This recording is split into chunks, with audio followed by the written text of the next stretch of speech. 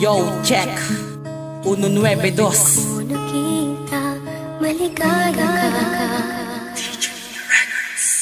Madalas kitang mapansin na sa'kin naglalambing. Akala mo di ko pansin ang lihim mo na pagtingin. Mulat sa una't umpisa alam ko na to talaga. Hindi ko lang sa'yo masabi, baka kasi mag-iba ang paglalambing mo sa'kin na nakasanayan na. Baka kasi kapag nalaman mo ay mahiya ka na. Di ka na lumapit sa'kin kaya uunahan na. Kaya aamin na ako na may gusto sa'yo sinta. Dahil nasanay na ako na palagi kitang kasama sa oras at minuto na lagi kang nakikita. Yun ang aking dahilan kaya nagkagusto sa'yo. At ito lang ang paraan para lang malaman mo na importante ka na sa'kin at mahal na din kita. Pwede ba akong gumawa ng papel sa iyo sinta? Papel na alagaan ka at mahalin ng habang buhay. Kasi nararamdaman ko tayo na pang habang buhay. Akala mo hindi ko pansin.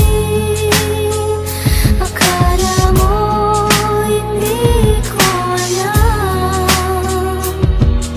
Mahal mo nga ako kahit hindi mo man sabihin.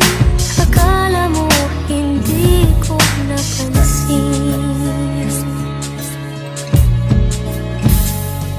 Akala mo hindi ko kita ang iyong mga mata, na kapag tumitingin ka sa'kin na parang iba. Hindi ko lang tumapuna kasi ako'y nahihiya. Pero ngayon lumakas ang loob upang sabihin na salamat sa lahat ng ating lambingan, pati landian. Lahat pala ng mga yan ay merong kasagutan. Nang magtapat ka sa akin may gusto ka din pala.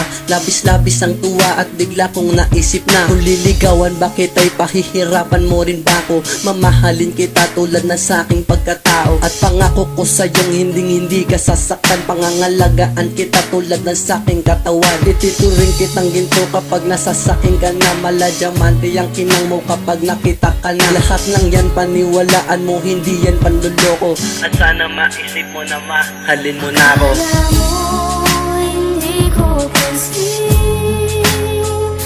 Akala mo hindi ko alam. Mahal mo nga ako kahit hindi mo man sabihin. Akala mo hindi ko napansin.